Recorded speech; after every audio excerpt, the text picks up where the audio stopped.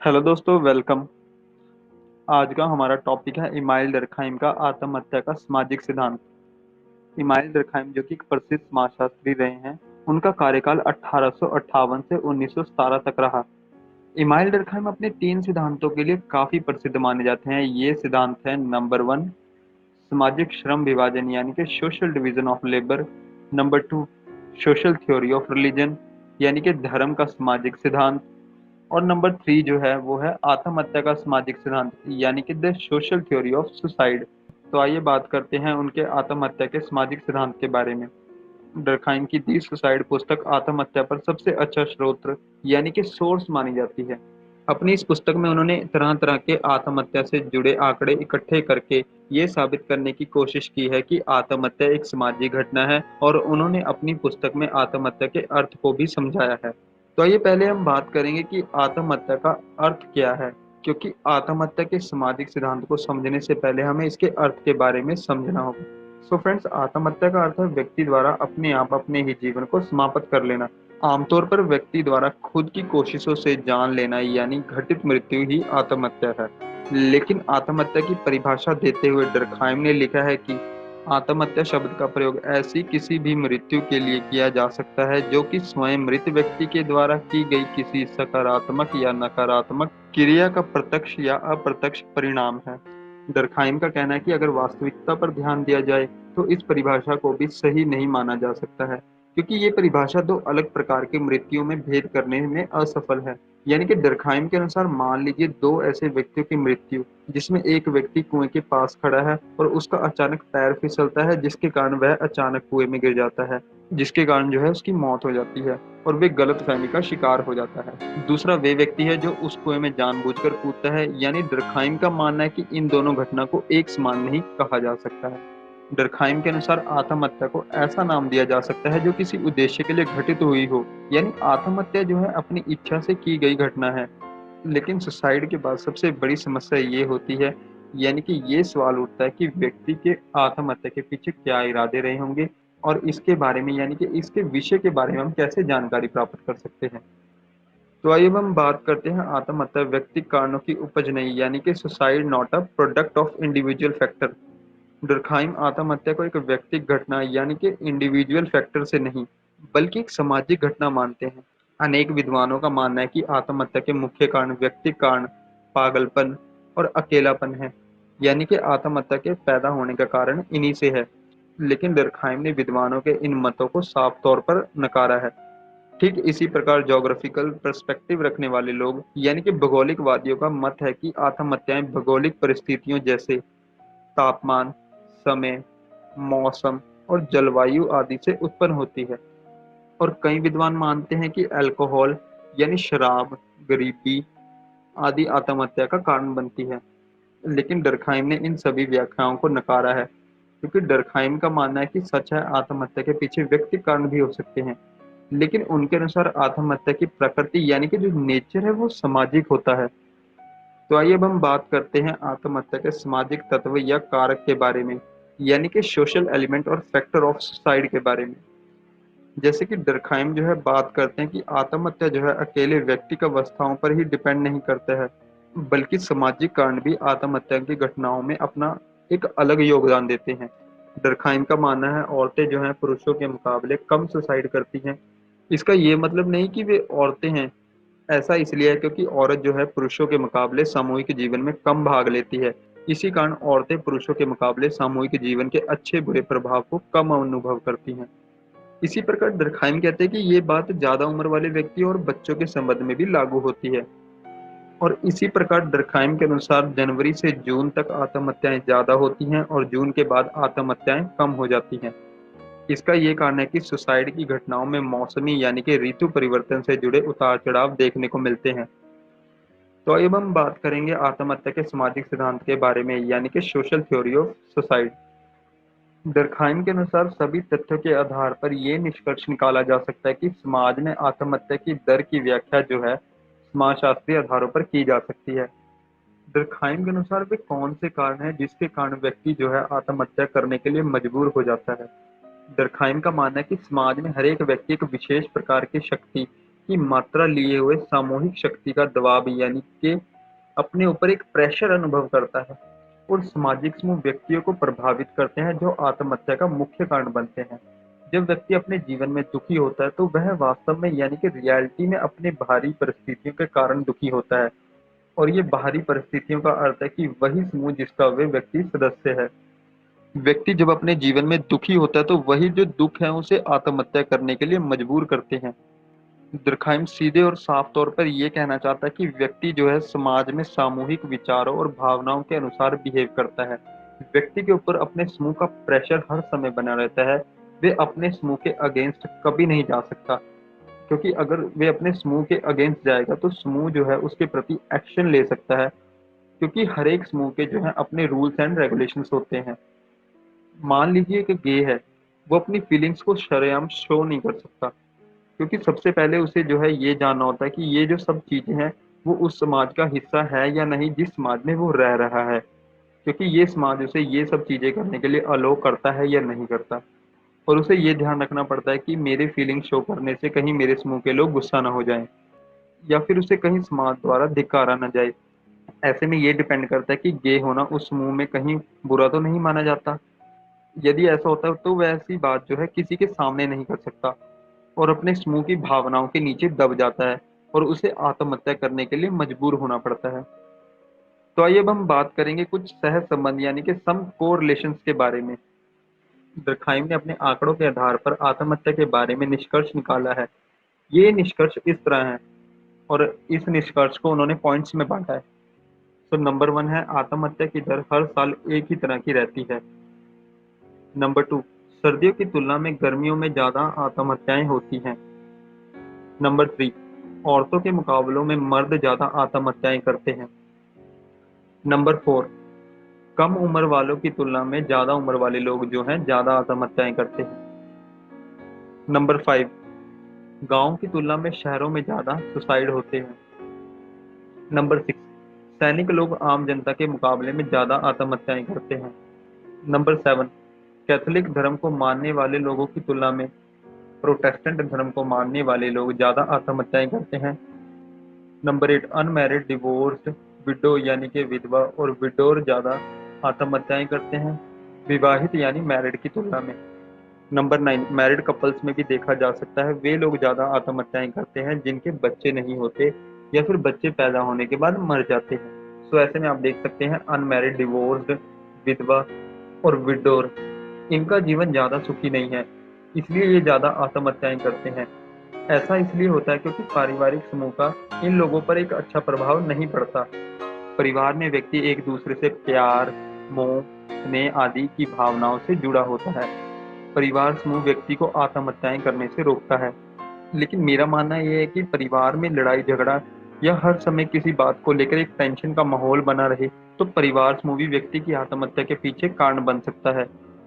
आगे डरखाइम कहते हैं कि धर्म भी आत्महत्या को रोकने में सफल रहता है, क्योंकि धार्मिक धारणाओं के अनुसार यह कहा जाता है कि आत्महत्या पर पाप और धर्म द्वारा निषिद्ध यानी कि प्रोहिबिशन है, यानी कि धर्म द्वारा जो है आत्महत्या को बैन किया गया है। तो आइए अब हम बात करेंगे आत्महत्याओं के प्रकार के बारे में, यानी कि टाइप्स ऑफ सुसाइड। दुर्खाइम ने जो है आत्महत्याओं को 3 भागों में बांटा है और ये जो भाग हैं वो इस प्रकार है। नंबर 1, अहमवादी आत्महत्या यानी कि इगोइस्टिक सुसाइड। नंबर 2, परमार्थी आत्महत्या अल्ट्रुइस्टिक सुसाइड। नंबर 3, अस्वाभाविक आत्महत्या यानी कि एनोमी सुसाइड। तो आइए पहले बात करेंगे अहमवादी आत्महत्या के बारे में। दरखाइम के अनुसार इस प्रकार की आत्महत्या व्यक्ति द्वारा तब की जाती है जब उसे ये महसूस होने लगता है कि जिस समूह से वह जुड़ा हुआ है या जिस समूह का वह सदस्य है वह समूह उसकी डिसरिस्पेक्ट, इग्नोरेंस या इंसल्ट कर रहा है। ऐसी सिचुएशन में क्या होता है, यानी कि व्यक्ति के आत्मसम्मान यानी कि सेल्फ रिस्पेक्ट को चोट पहुंचती है और उसमें ये भावनाएं आने लगती है कि दुनिया में उसकी परवाह करने वाला कोई नहीं है। ऐसे में व्यक्ति अपने आत्मसम्मान को बचाने के लिए आत्महत्या कर लेता है। दरखाइम ने अपने अहमवादी आत्महत्या यानी कि इगोइस्टिक सुसाइड के विचार को और भी स्पष्ट करने के लिए ये बात कही है कि धर्म, परिवार, राजनीतिक समाज किस प्रकार आत्महत्या को प्रभावित करते हैं और इनमें जो है सह संबंध यानी कि कोरिलेशन पाया जाता है। सबसे पहले डर्कहाइम ने धर्म और अहमवादी आत्महत्या में संबंध स्थापित किया है। उन्होंने दो धर्मों की बात की है, एक तो कैथोलिक धर्म और दूसरा प्रोटेस्टेंट धर्म। धर्मों का आत्महत्या पर प्रभाव एक सा नहीं होता। इसलिए डर्कहाइम के अनुसार कैथोलिक धर्म को मानने वाले लोग जो है कम सुसाइड करते हैं और प्रोटेस्टेंट धर्म के फॉलोअर्स जो है ज्यादा सुसाइड करते हैं। क्योंकि कैथोलिक धर्म जो है एक रूढ़िवादी धर्म है, जो कि अपने फॉलोअर्स को आंखें बंद करके धार्मिक नियमों का पालन करने की शिक्षा देता है। धार्मिक नियमों के संबंध में ना तो व्यक्ति कोई तर्क यानी कि डिबेट या बहस कर सकता है और न ही इन धार्मिक नियमों को बदलने का अधिकार उसके पास है। वहीं दूसरी तरफ प्रोटेस्टेंट धर्म व्यक्तिवादी धर्म है, जहां व्यक्ति स्वतंत्र रूप से सोचता है, स्वतंत्र रूप से व्यापार करता है, स्वतंत्र रूप से उद्योग करता है, जहां व्यक्ति की कोशिशों द्वारा उसे सफलता की जितनी उम्मीद होती है उतनी ही वह असफलता की गुंजाइश भी होती है। असफलता मिलने पर यानी कि नाकामयाबी मिलने पर व्यक्ति जो है विघटन की ओर चला जाता है और इसी कारण जो है आत्महत्या का रास्ता भी खुल जाता है। ठीक इसी तरह डर्कहाइम ने परिवार और अहमवादी आत्महत्या में सह संबंध यानी कि कोरिलेशन स्थापित किए हैं।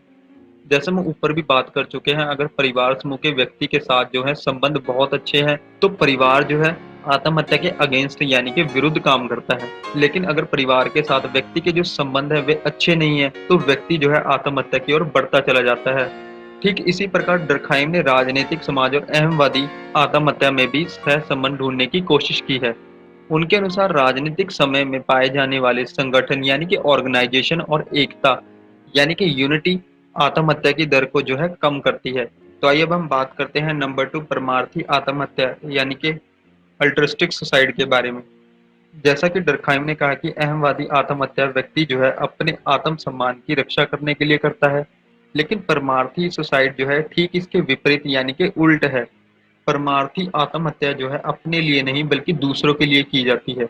डर्कहाइम ने परमार्थी सुसाइड का उदाहरण देते हुए कहा है, जैसे डेनमार्क के वीर सिपाही जख्मी होने के बाद वहां पड़े पड़े मरने की जगह आत्महत्या करना ज्यादा अच्छा समझते थे। इसी प्रकार भारत के राजपूत रमणियों ने राजपूत समाज का गौरव बनाए रखने के लिए उन्होंने आग में कूदकर सामूहिक आत्महत्या की थी, जिसे जौहर प्रथा के नाम से भी जाना जाता है। परमार्थी आत्महत्या को मुख्य रूप से जो है डर्कहाइम ने 3 प्रकारों में बांटा है। नंबर 1 अनिवार्य परमार्थी आत्महत्या, नंबर 2 ऐच्छिक परमार्थी आत्महत्या, नंबर 3 उग्र परमार्थी आत्महत्या। तो पहले बात करेंगे अनिवार्य परमार्थी आत्महत्या यानी कि ऑब्लिगेटरी अल्ट्रिस्टिक सुसाइड के बारे में। डर्कहाइम के अनुसार जब व्यक्ति के लिए आत्महत्या करना जरूरी हो जाता है, इसे अनिवार्य परमार्थी आत्महत्या कहा जाता है। पुराने समाजों या जनजातीय समाजों में वृद्धावस्था यानी कि ओल्ड एज या रोग अवस्था में की गई आत्महत्याएं कि हम दूसरों के ऊपर बोझ न बने।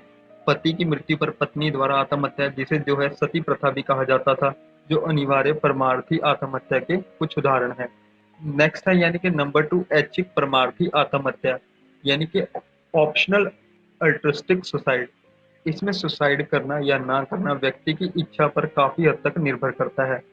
कई बार क्या होता है कि व्यक्ति कोई ऐसा गलत काम कर बैठता है जिसके कारण समाज में व्यक्ति के परिवार का जो है सिर झुक जाता है और समाज द्वारा ऐसी सिचुएशन क्रिएट हो जाती है और व्यक्ति जो है अपने आप को इतना प्रेशराइज महसूस करने लग जाता है, उसे जो है सुसाइड करना ही पड़ता है और ऐसा लगता है उसे मानो कि उसका जो समूह और परिवार है उससे आत्महत्या की मांग कर रहे हैं।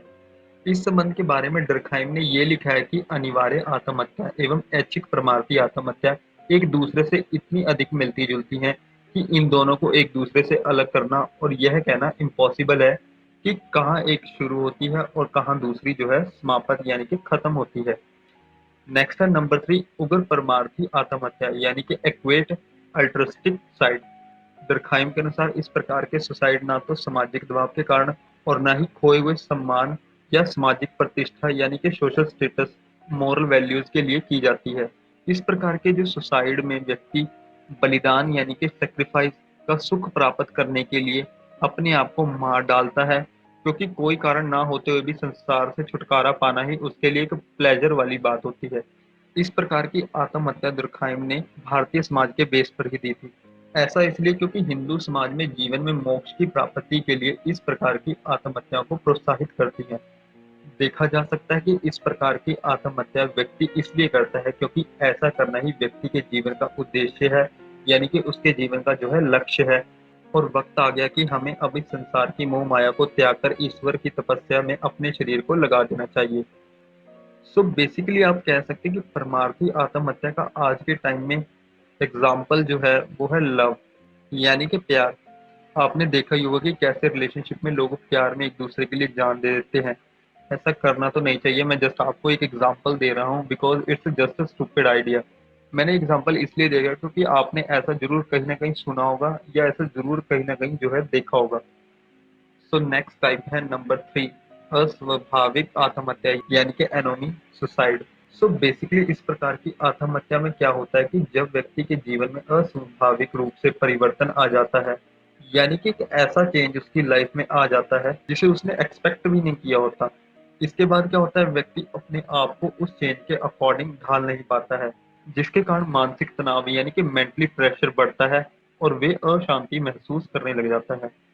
और एट लास्ट और वे अपने आप को टेंशन फ्री करने के लिए सुसाइड कर लेता है। इसके कुछ उदाहरण हैं जैसे दिवालिया यानी कि एकदम कंगाल हो जाने पर, या एकदम कहीं से जो है दुखों का पहाड़ टूट जाए। ऐसे में व्यक्ति द्वारा आत्महत्या कर लेना अस्वाभाविक आत्महत्या ही कहलाएगा। ये सुसाइड पहले दो प्रकारों से बिल्कुल ही अलग है और इसका उन दो सुसाइड से कुछ भी लेना देना नहीं है। नेक्स्ट डर्कहाइम ने बात की कि अस्वाभाविक आत्महत्या के विचार में तीन प्रकार की अस्वाभाविकताओं को इलेबोरेट किया है। नंबर 1, आर्थिक अस्वाभाविकता यानी कि इकोनॉमी एनोमी। नंबर 2 है पारिवारिक अस्वाभाविकता यानी कि फैमिली एनोमी। नंबर 3 है यौन अस्वाभाविकता यानी कि सेक्सुअल एनोमी। सो पहले बात करेंगे नंबर 1, आर्थिक अस्वाभाविकता के बारे में। इसमें डर्कहाइम ये कहते हैं कि फाइनेंशियल क्राइसिस यानी कि आर्थिक आपदा या गरीबी जैसी सामाजिक समस्याएं व्यक्ति को सुसाइड करने के लिए मजबूर कर देती हैं। जैसे एकदम कोई अमीर व्यक्ति फाइनेंशियल लॉस के कारण एकदम कंगाल हो जाए, और दूसरी तरफ गरीबी एक ऐसी सामाजिक समस्या है जिसके कारण सुसाइड एक आम बात हो गई है। सो नेक्स्ट है नंबर 2, पारिवारिक अस्वाभाविकता यानी कि फैमिली एनोमी। दरखाइन के अनुसार पारिवारिक अस्वाभाविकता पति या पत्नी में से किसी एक की मृत्यु हो जाना या तलाक के कारण पैदा होती है। अक्सर ये देखा जाता है कि पति या पत्नी दोनों में से किसी एक की मृत्यु हो जाने के बाद वे अकेले पड़ जाते हैं, जिसके कारण वे आत्महत्या की ओर बढ़े चले जाते हैं। और दूसरी तरफ दरखाइम ये कहते हैं कि कई अलग अलग देशों के आंकड़ों के आधार पर यह पता चलता है कि मैरिड लोगों की तुलना में तलाक लेने वाले लोग 3-4 गुना ज्यादा सुसाइड करते हैं। सो नेक्स्ट है नंबर 3, यौन अस्वाभाविकता। इसमें डर्कहाइम कहते हैं कि यौन संबंध सिर्फ शारीरिक संबंध से नहीं, बल्कि इसमें इमोशनली और मेंटली तौर पर भी व्यक्ति अटैच यानी कि कनेक्ट होता है।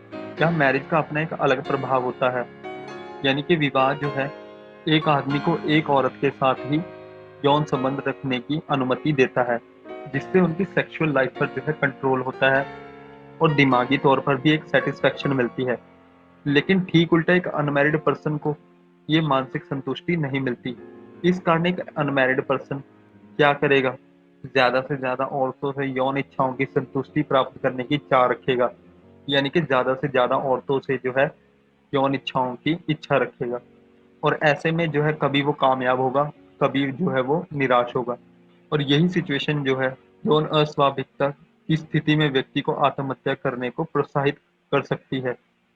नेक्स्ट है आत्महत्या की विभीषिका को कम करने के उपाय, यानी कि means to overcome the meanings of suicide. Durkheim ने आत्महत्या नामक अपनी पुस्तक में लास्ट में बताया है कि हर समाज में सुसाइड का होना एक आम बात है।